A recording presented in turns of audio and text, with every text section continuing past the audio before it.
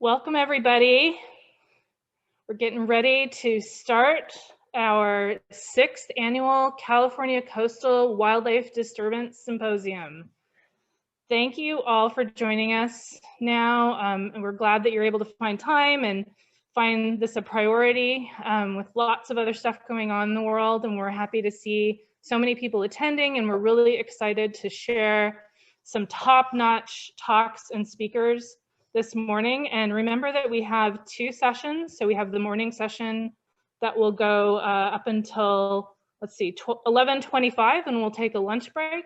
And then we'll reconvene at 12:30. So those are going to be 2 separate sessions with 2 separate links. So keep that in mind. You should have both of those links in your reminder email about the event. So I'm just going to give you a little bit of history about this event. Yes, or not. There we go. So this is our 6th year, as you saw, the 6th annual event. And we started back in 2015. And the original idea was really just me. And by the way, I forgot to do intros. I'm Jenna Bental, and I'm director and senior scientist at Sea Otter Savvy. And over here, actually on another screen, but there, yep, there she is. To my right is Cara O'Brien. And Cara, do you want to just give us a little intro about yourself? Sure. I'll do it from my screen, but with your microphone. I'm Cara O'Brien. I'm with California State Parks, and I've been working on the Seabird Protection Network since about 2010. And I'm really excited that I got to meet Jenna in about 2014, 2015. And we were working on parallel paths of protecting wildlife. She was working on sea otters, and I was working on seabirds and other coastal marine wildlife. And we joined forces, and ever since then, it's been a really great experience. And using a model from Sage Tiza with NOAA, where she did a waterbird symposium, we were able to take that model and turn it into this wildlife disturbance symposium. So we're really happy that you're here. Yeah, so we originally envisioned this as sort of a roundtable meeting with folks that were also interested in and working on wildlife disturbance related issues. And it sort of blossomed. I think we had less than 30 attendees our first year, and then it's grown. And now I'm not sure exactly how many we have on right now, but how many? 73. 73. We have 115 registered. So it's grown every year. So you can see one common theme if you look at these different years that I have up on the screen, 2015, 2016, 2017, on large groups of people together, often in, sometimes outside, but often in small spaces, and networking and meeting colleagues, friends, making new connections has really been a central theme of the this particular symposium. And so we're kind of, initially, we were pretty sad that we weren't going to be able to get everybody together in a room. But the bonus of having this as a webinar and a webinar format is it opens the accessibility up. So people that wouldn't be able to travel here, who wouldn't be able to afford to come, we can have speakers. We have a speaker from Alaska with us today that we can are more likely to be able to bring to you because we're doing this in web format. So lots of people here, much more inclusive than we've been in past years. And so that's definitely a bonus. So yeah, from all those crowded places, this is us this morning. So we do actually get to be in the same room, which is why the 2 of us are wearing masks, but it's kind of a different experience from what we've had in previous years. And then finally, I just wanted to thank some of the supporters of this event. So all the logos you see here have contributed in different ways. Some have contributed funds, many have contributed advice, and lots of them are participants of the group that you see in the first logo that we're going to talk about in a little bit, the Respect Wildlife group. So I just wanted to show some of you guys who is involved in this, bringing this symposium to you. We will be doing some social media. You can hashtag Respect Wildlife, hashtag CCWDS 2020 with your screenshots or whatever you want to do during this event. And with that, I am going to turn it over to Cara. Yeah, so I wanted to start us out. We usually have a I think I'm going off your speaker, or we have to reverse. So I wanted to start with a reflection activity. So if you would just type into the chat where you are from. Let's start with that one. We're just going to do 3 little warm-up interactives.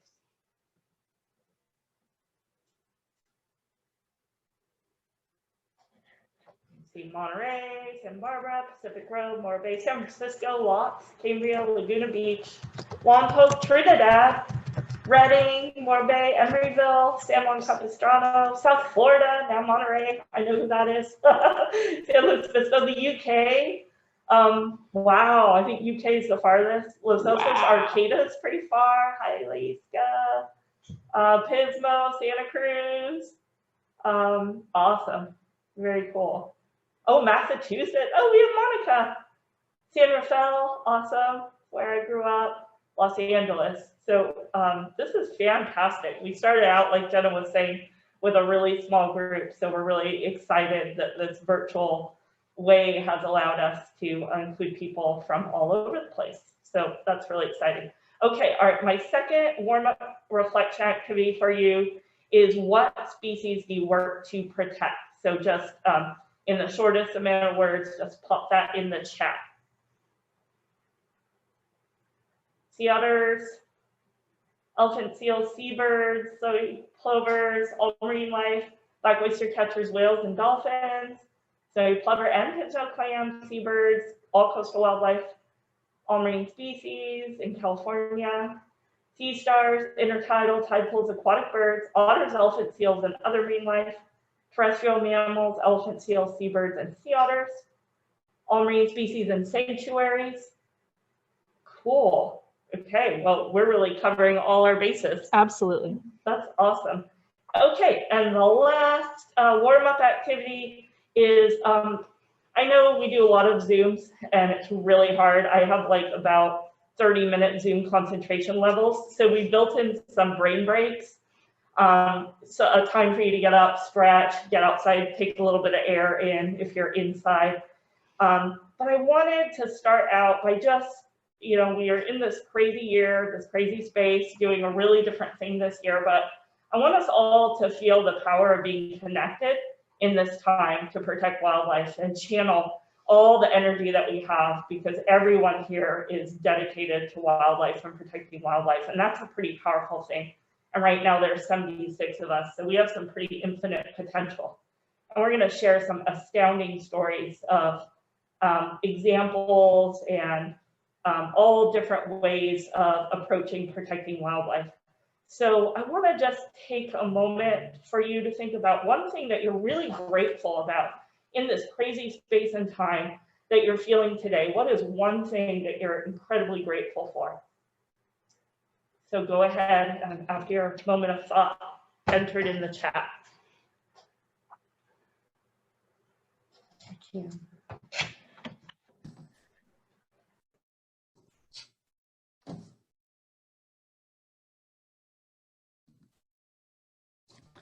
Employment, sunshine, wildlife, staying healthy. That's a good one. A beautiful Central Coast, being able to exercise, saltwater swims, great health, enjoying the outdoors, open space. Yeah, I think we have these things in common. Nature, family, exploring outdoors, abundance of open space, all things wild. Rain, fresh air. Oh, my wife. Otters. Okay, cool, great. Well, it's nice. I mean, I think that there are some really powerful silver linings coming out of the situation that we're in, and we know that there's some tough times for wildlife too, but I'm glad that we can join and share in the positives that are going now and learn from things that have happened. So now I'm going to hand it over to Robin Chase. Thank you, Robin Chase, for joining us and being our behind the scenes moderator today.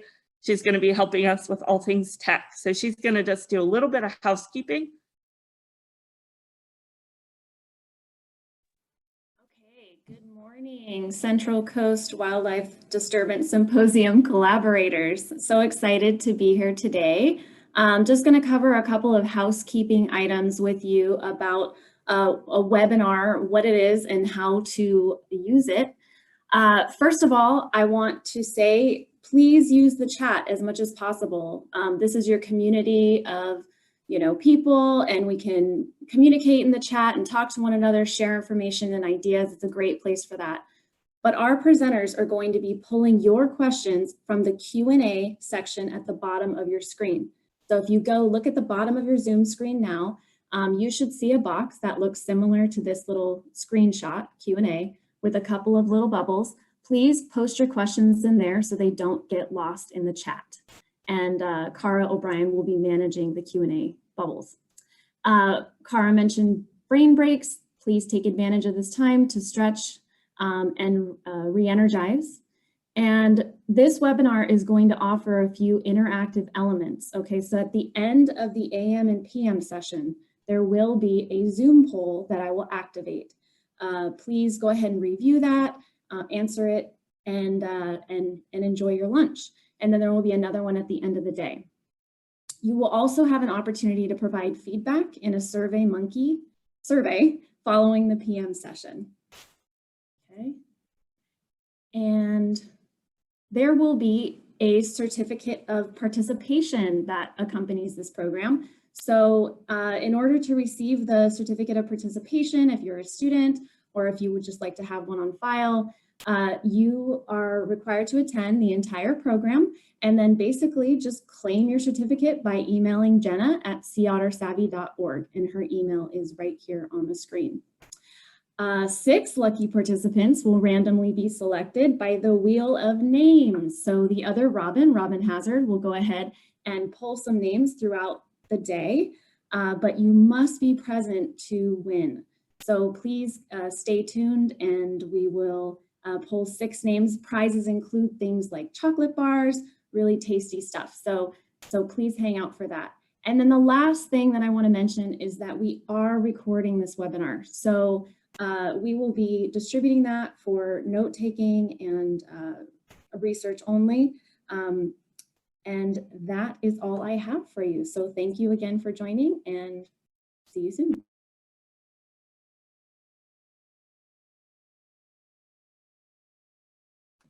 All right, I am going to share my screen.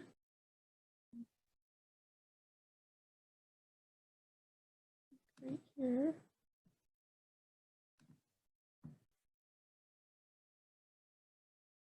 Go.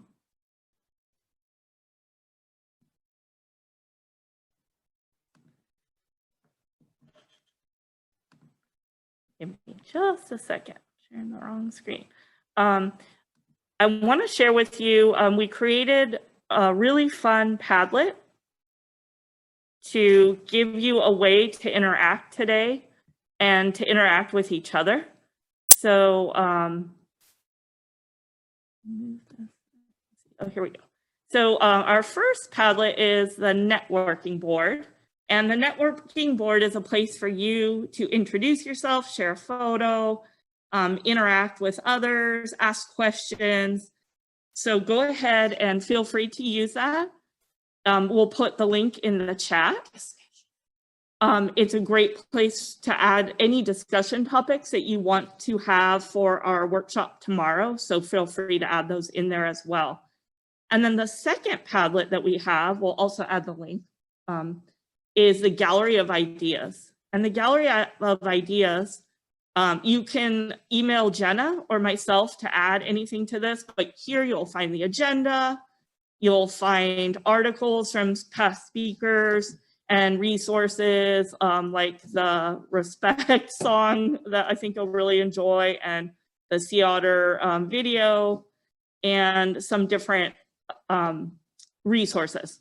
So to add something to the networking board, all you have to do is double click and it will give you this little box right here. and you can add your information, you can upload, you can share a link. So feel free to share resources in there. And then also speakers, you can use it as well to share resources afterwards. So feel free to use those. I'll add them into the chat now. Now I would like to introduce Colleen Young.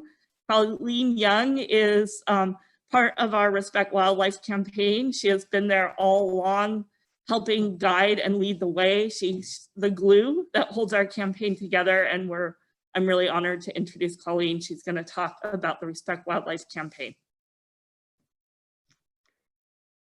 Thanks, Cara. I will share my screen. Just a second here.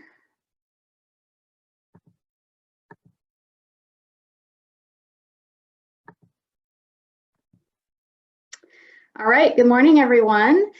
I'm just going to give a brief update on the Respect Wildlife campaign. I know many of you are familiar with this campaign because you've been at most, if not all, of the past disturbance symposiums. But for those of you who aren't familiar, I'll just give you a really quick overview. And what our team is a collaborative working group. And our mission is to reduce disruptive human encounters with coastal marine wildlife. And we do this by working together where we represent multiple federal and state agencies, NGOs, and other groups. And you can learn more about us at our website, which is shown at the bottom of the screen, respectwildlife.org. And what we've been working towards over the last 5 years is developing a campaign to get the message out about how people should behave respectfully around wildlife. And it's been a long road, but I'm very thrilled to announce that this year we finally got funding. We got a grant, a once through cooling grant through the Ocean Protection Council, which focuses on California's marine protected areas. And this particular grant is supposed to provide funding for outreach and education to improve compliance of MPA regulations statewide. So we're going to be focusing on reducing human-caused disturbance to wildlife in marine protected areas. And I want to thank the fiscal sponsor for this project, Oceans Unmanned, the grant administrator, which is Coastal Quest, and our CDFW point of contact, John Ugaritz, for helping usher this project along as we start this exciting phase of developing our campaign. But we realized early on, our group realized early on, that we didn't have all the resources and all the tools to develop a campaign of this magnitude by ourselves, which is why we were seeking funding in the first place. So we were lucky enough to be able to get this funding to hire professional help to help us develop and implement our campaign. So our group has selected Gigantic Idea Studio, and this agency provides marketing, communications, and public relations services with expertise in environmental behavior change. So they're a really good fit for our group. And with that, I would like to announce our first speaker, or present our first speaker. Lisa Duba is principal at Gigantic Idea Studio, which is an Oakland-based firm founded in 2002. Gigantic specializes in the promotion of environmental programs and behaviors, including stormwater pollution prevention and zero waste. Lisa helped develop Fred and Izzy, a frog and egret puppet mascot for the Clean Water Program in Alameda County. And their campaigns Litter Hurts and Pollution Hurts use humor and vivid imagery to show the impacts of litter and water pollution from the perspectives of wildlife. Gigantic Idea Studio has been hired as the contractor to develop messaging and campaign materials for the Respect Wildlife Collaborative campaign. So with that, take it away, Lisa. Okay, I'm going to share my screen, so bear with me here.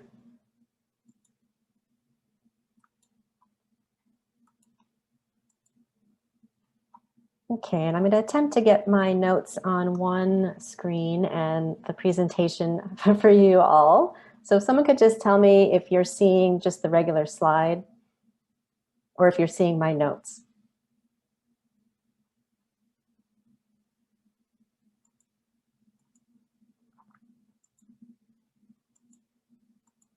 Okay, I can't hear anyone, so I'm going to just jump right in.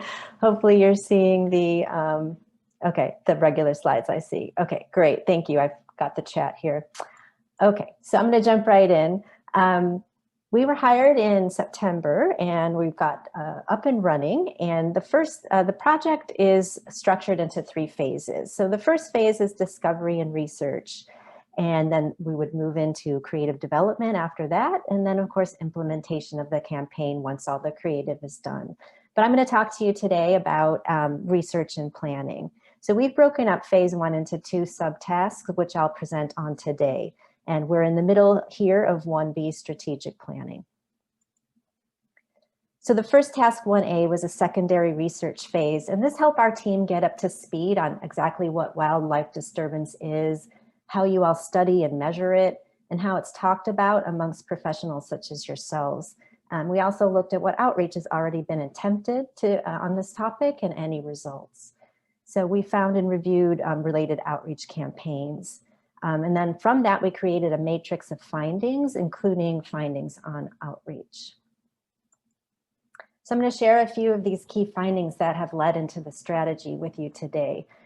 From one of the studies by Mengak, which is called Guidance and Best Practices for Evaluating and Managing Human Disturbances to Migrating Shorebirds, we pulled this general outreach best practices finding, which also mirrors our general practice with outreach campaigns. So it kind of was nice to validate our approach. And this is that you need to pair knowledge, imparting knowledge with people with emotional appeal, self-efficacy, and specific calls to action. So you want to use information and facts to help people understand the issue, but you need to kind of give a little bit of a feeling to influence their attitudes, like, hey, birds make me happy, along with specific calls to action. So in other words, what do you want people to know, feel, and do? And that's a framework that we've used in our campaigns all along, and I'm going to talk a little bit more about that later. Now, self-efficacy is supporting people's behavior change by providing specific information about how, if they make that change, how that actually can affect the desired outcome. So this gives people a feeling of empowerment and like what they do matters and makes it worthwhile for them to try it. Now on calls to action, the key findings are always don't give too many calls to action or choices at once. You want to promote actions also that have the lowest barriers, so the easiest to do, as well as the highest impact. And along with that, using messages that create an impression that a desired behavior is the norm, so that everybody's doing it. Another key finding is to include benefits to the visitor's experience along with your messaging. Now from a paper by Abrams, which is called Encouraging Safe Wildlife Viewing in National Parks, Effects of a Communication Campaign on Visitors' Behavior. Using personal benefit messaging can help. So instead of only calling out safety benefits or a fear appeal, the benefit of positive behavior on wildlife, you can focus on the value of positive behavior to the visitor. So this example here was done by the national parks, and it kind of has a humorous fear appeal, like wildlife petting chart and how fast are you, if you pet the head. But this text over here in the corner, it also gives people, the positive benefits of being in the park, that you have the opportunity to view animals as they live and interact with each other in their natural homes. So keeping your distance actually helps your experience. I'm going to backtrack for one moment because I forgot to explain this image over here. So in terms of using emotional appeal and calls to action, this is an example from the campaign that Colleen mentioned from our intro that we did for Clean Water, Alameda County, called Litter Hurts. And we use these puppet mascots to actually show the effects of litter on wildlife. So litter is more than just a blight issue or something that's ugly, that it actually has an effect on these guys. But we paired it with this call to action, very clear, always use the trash can. And in the videos that accompanied this campaign, we also showed people picking up the litter. So we showed the norm of people picking it up, the desired behavior of them picking it up, and the animal's appreciation on that. Okay, another key finding was that visualizing distance works well. That by not just saying keep your distance or stay 25 yards away, that we admired this campaign for its visualization of distance and also by species. But as we know, that distance isn't the only disturbance message or behavior that we're trying to change. So of all the papers we read and all the discussions we had with the wildlife team, we kind of parsed all the key behaviors into 5 categories. So approaching too closely causes disturbance. We lumped these kind of behaviors into a group called bothering. So that would include touching, taking, picking up, flushing, bothering them so much that they fly away or run away. So that's related also to noise. Littering, unintentional or intentional, and feeding, also including unintentional feeding, which is leaving crumbs or food behind for the animals to eat. And of course, leaving trails, which can disturb wildlife, but also harm their habitat.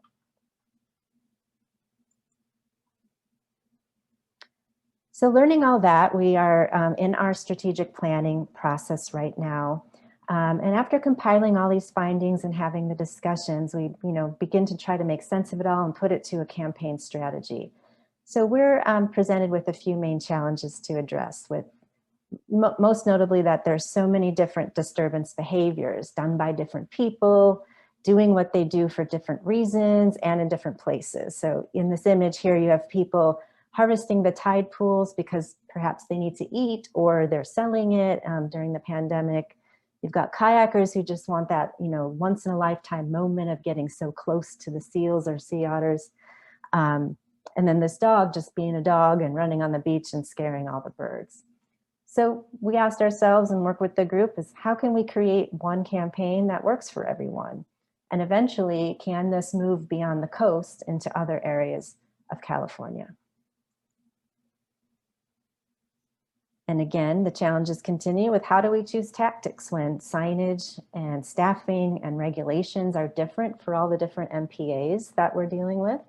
How can, is it possible to even create point of behavior work with all the different things that all the hurdles we need to jump through? And how can we make this scalable? Some members of the campaign reported kind of signage overload and these differing regulations. So we wanted to, maybe take a fresh look at what can be done. So the next few slides, I'm going to cover what we propose to do.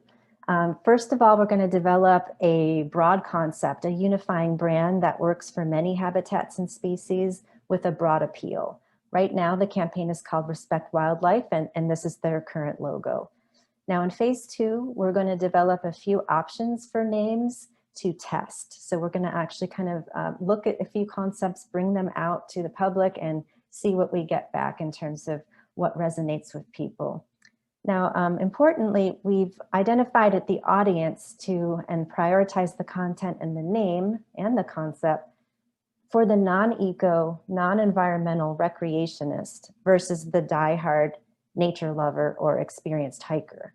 And this is supported also by the secondary research process. There's a paper by Zeppel done in 2008 called Conservation Benefits of Interpretation on Marine Wildlife Tours. Human Dimensions of Wildlife was the publication.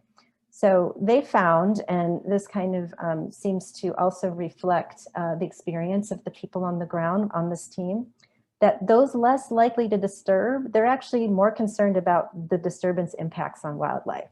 So they care, but they also aren't going to be the ones disturbing.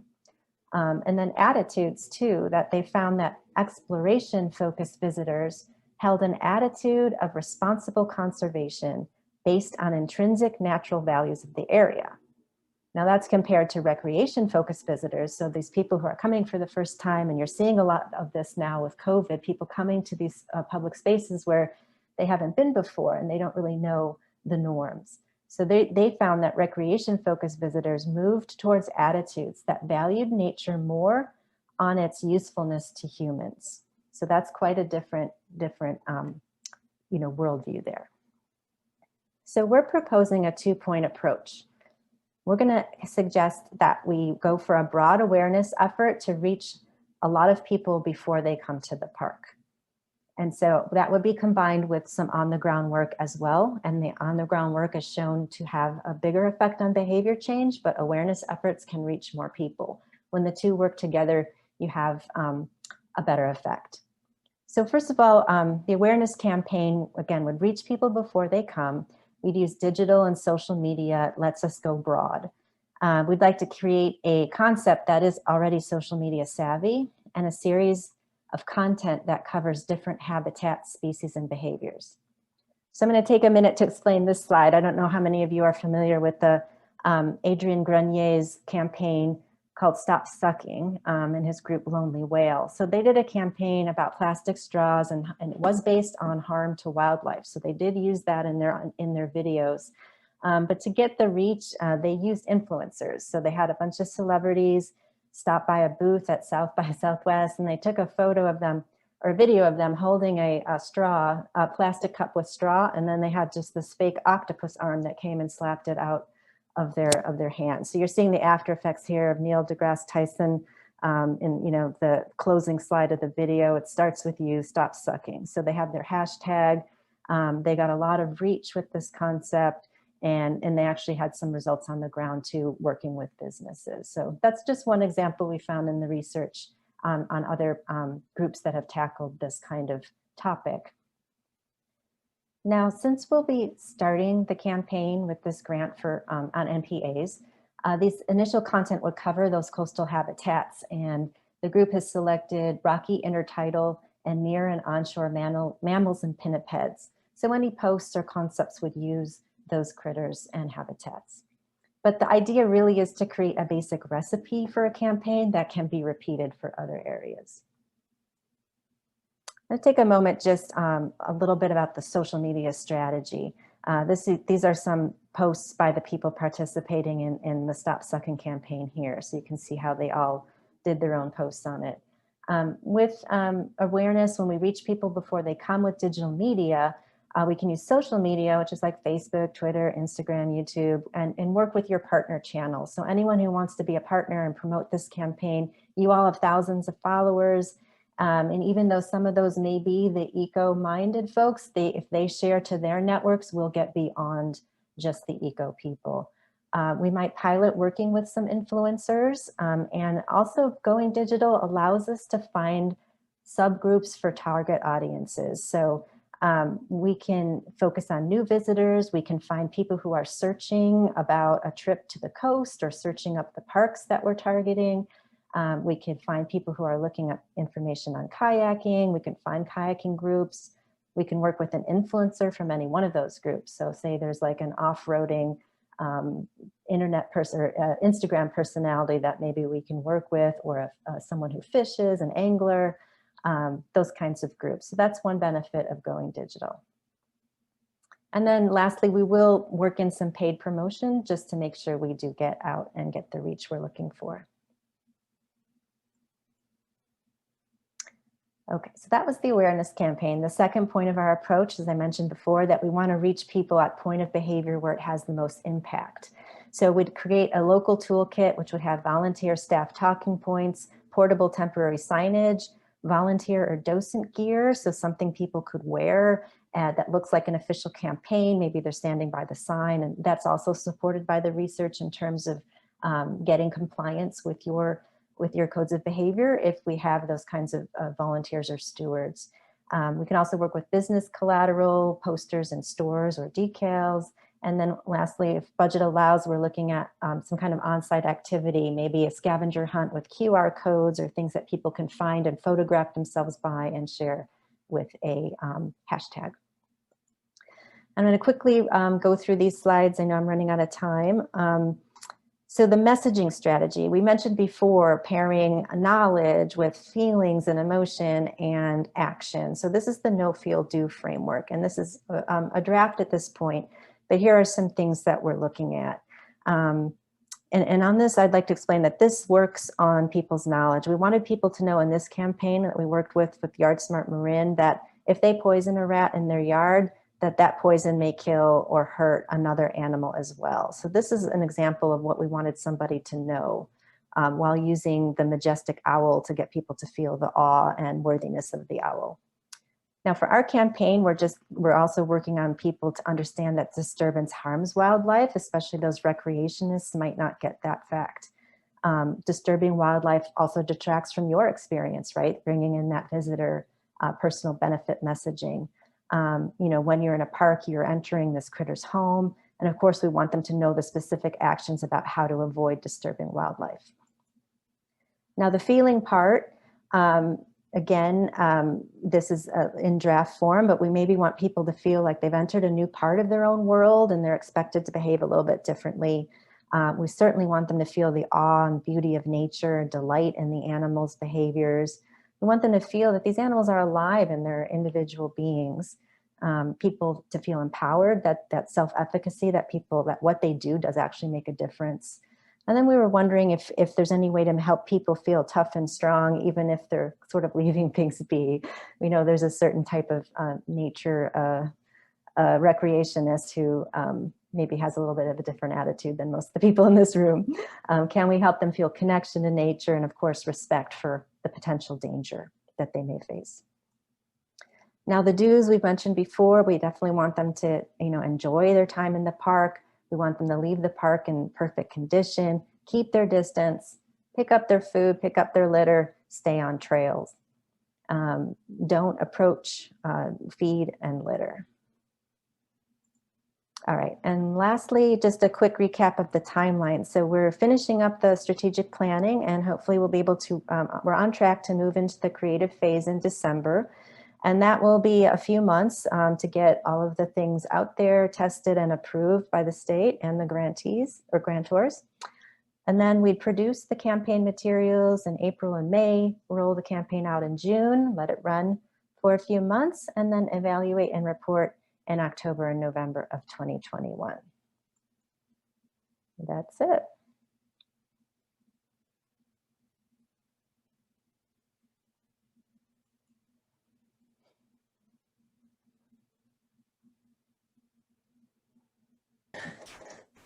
All right, so if you have any questions for Lisa, you can go ahead and put them in the question and answer. You're getting some nice thank yous in the chat. Oh, okay.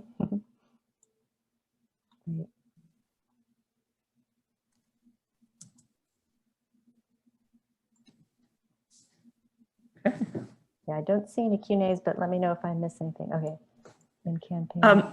Lisa, we have a question. Is your background in campaigning or wildlife/natural resources? I and my team have a background in marketing and social marketing. We do specialize on environmental programs and behaviors, however, so we have done outreach campaigns on recycling, pollution prevention, water pollution prevention, litter, kinds of things.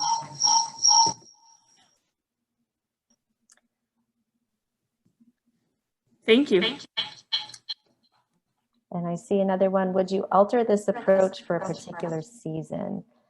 Yeah, so the thing with the grant is we're on a timeline. So when the campaign is implemented, we are looking at that summer season. But as we know, I've been to Año Nuevo and that's a January time frame. So there are other times of year where wildlife is more prevalent. So we'll have to keep that in mind when we have this initial content. But again, the idea is to create this recipe that can be, we can add species and slogans as we go if we set up the framework. Okay, we have some questions in the chat as well. Do you have any suggestions, Lisa, for successful strategies to reach out to influencers on social media? Well, I think the idea of getting them on board is basically just to reach out to them, pitch. So we haven't done a lot of that work on our own yet, but we are thinking about how we might do it for something like this. I think with such a big group, we should be able to connect with a few good people. Awesome. Yeah, I think when you align it, then you can find your people. Lillian says, I really appreciate your recognition that some people need to feel tough. What ideas do you have so far along those lines? Well, that's one that just came up. So, you know, it is a challenge to get content that might work for someone who needs to feel tough and someone who wants to just feel connected and enjoy the beauty of nature. So that comes in the creative phase.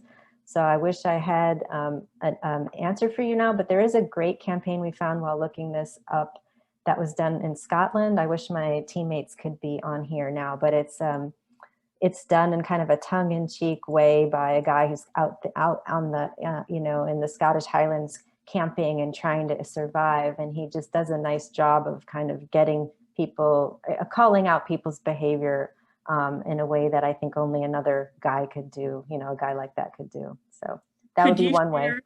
Oh, cool. Could you share that on the networking board? Yeah, I'll put that on the Padlet at one of the breaks or at lunch. That would be awesome. Yeah. Thank you. Another question. We do have a challenge right now when we can't talk personally to visitors. It's more of a statement. Yeah, no, that's another reason why we kind of pivoted this main approach to like, let's try to reach people before they come, because they are coming, you know that, and staffing, there's some limits on what you guys can do. So right now we're going to set up that framework, but we think it's a good idea to have that local toolkit ready to go for anyone who can get out there. And as soon as restrictions are lifted, because behavior change really, you know, you reach fewer people when you talk to them personally, but you do, studies have been shown by people who academics who run research on behavior change, and that you get a bigger impact even though you reach fewer people because they actually may be more likely to make the change. So both are important, reach plus in one-on-one interaction. Thank you. We have another question. Claire says, I feel that sometimes our social media is limited by our eco-minded followers and that we are a local organization, or we get trollers that are upset about the rules of marine protected areas. How do you plan to reach past these people to excite people to come and explore? That part we'll also work on in the when we get down to the nuts and bolts, but some of the paid promotion will get beyond your regular followers. So we're hoping to get beyond your actual curmudgeons, but we will get curmudgeons. It's just kind of one of the things that happens on social media. So we try to look for the people who are, you know, going to help us. I think that's where the influencers can come into. We'd like to identify people who maybe have a following in their own right because they're fun and because they do something like kayaking, or, you know, try to get the campaign shared widely. Thank you, Lisa. Mm-hmm. I think that's all I see. So okay. We appreciate you presenting and looking forward to working with you. Great, more. thank you. Thanks, everyone. Thank you.